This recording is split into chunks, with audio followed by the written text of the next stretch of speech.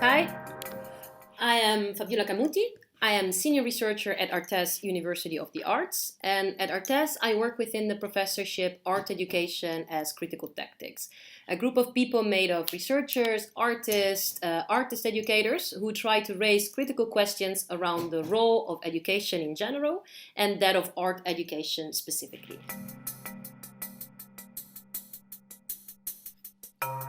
Bringing in the example of the ICT team, the professorship team, helps me finding a way to contextualize this first question.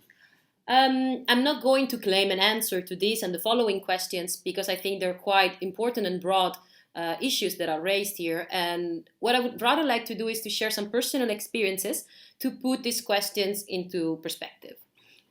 Long before this pandemic started, we as team found ourselves as a research team, of course, struggling to find what for me was a feeling of belonging. And not because we felt like we did not belong in the team, but because the bureaucracy that often is prominent in academia somewhat cornered us in an uncomfortable feeling of having to run from one project to the other, to go with the managerial and neoliberal flow that wants us all productive, efficient, and effective. We then consciously decided to redefine our priorities and to restate our core values and interests. We took the decision, almost as a renewing the vows, to always work as a community. And what does that mean? For example, to pursue projects and research that respond to the needs and interests of the group. Now, the main goal of the community is that of proposing a radical rethinking of the matrices of learning and education, and to take creativity and connected learning as points of departure. The connect in connected learning stands exactly for this need of connection, this need of community, for the necessity to find common grounds, a feeling of belonging in a place that we can all call home. So whether we work from the perspective of a critical pedagogy or that of art history or that of political philosophy, just to mention some of the expertise of the people in the group, we do that by staying connected, by knowing that each part can serve the purpose of the whole and by sharing things with one another. In the previous modules of this webinar, I happily listened to inspiring discussions revolving around the idea of collective practices of care.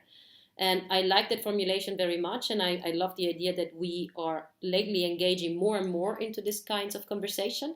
And to that, I would like to add two more keywords that for me are of fundamental importance when it comes to the shift from the individual to the collective and from the individual to community. And those are collective practices of responsibility and collective practices of commitment. These ideas of creative ways brings me directly to the title of this short talk and to the concept of critical tactics. So allow me to be boring for just a couple of minutes. In his practice, the practice of the everyday life, Michel de Certeau makes a clear distinction between two concepts that in a way regulate our everyday society. And those are strategies and tactics. In very simple words, we can say that strategies fall under the domain of what is proper, institutional, and done by the rules. A strategy is always a power relationship between a subject with will and power and a customer to be managed. Tactics, on the other hand, insinuate themselves into spaces that are others. They are not ascribable to the role of the proper, and they are by all means disruptive and calculated actions that take an opportunity, a sort of struggle for life.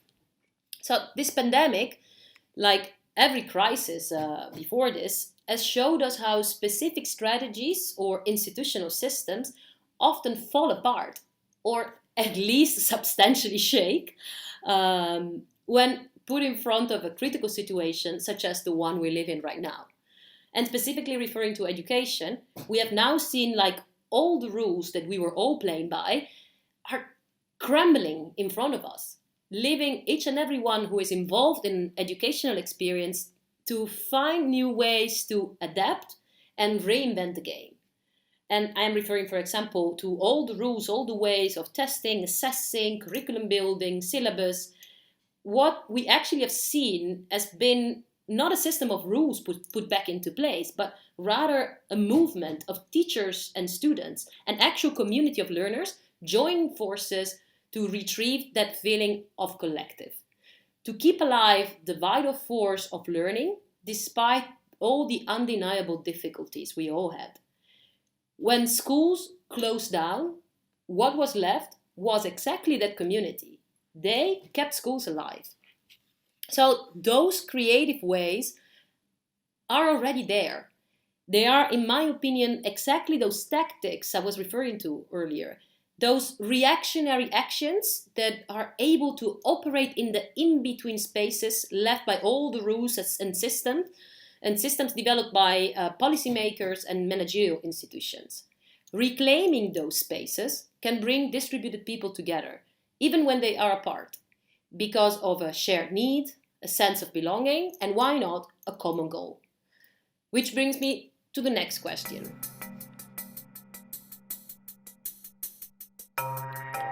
As I said at the beginning, those are core critical questions, and in agreement with the spirit of the webinar, I feel that like a community of people and ideas is necessary to reach some answers and especially to put things into practice.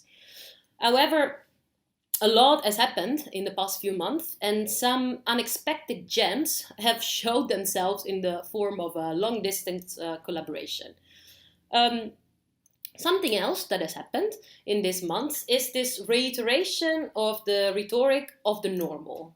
I don't know if any one of you who's listening can actually feel the same about this, but for me, it was like everywhere. In the news, in discussions with friends and family, one of the main subjects was this idea of normality. So going back to normal, having a normal life. But acknowledging that what we're living now is not normal, I ask myself, what is normal? And what was the normal before this? And was that really the best we could have hoped for?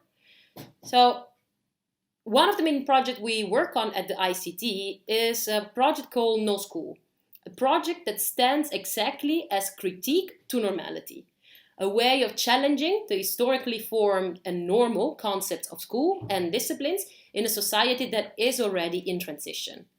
No School proposes a non-hierarchical form of education based on direct cooperation and a movement of co-creation between learners, both teachers and students. So far, the cooperation between students, teachers, and all the institutions involved, all the people within our school, has been really intense, but physically intense. So based on physical encounters, gathering, a practice of sharing moments in a shared time and space. And all of a sudden, all that was gone. From one day to the other, the three educational communities who worked together on the project were distant in the three cities on which the three schools are based, and all the people, the members of the communities, were scattered around the country, living in different cities. I don't have, of course, now all the time to go into the details of what happened, but to cut this short, what happened was that the physical distance was overcome by the social and personal commitment, by the willingness to find new ways to continue, by the necessity to keep on co-creating, using new techniques and digital options, of course, to find new platforms and possibilities to keep the educational discourse going and bringing it even one step further.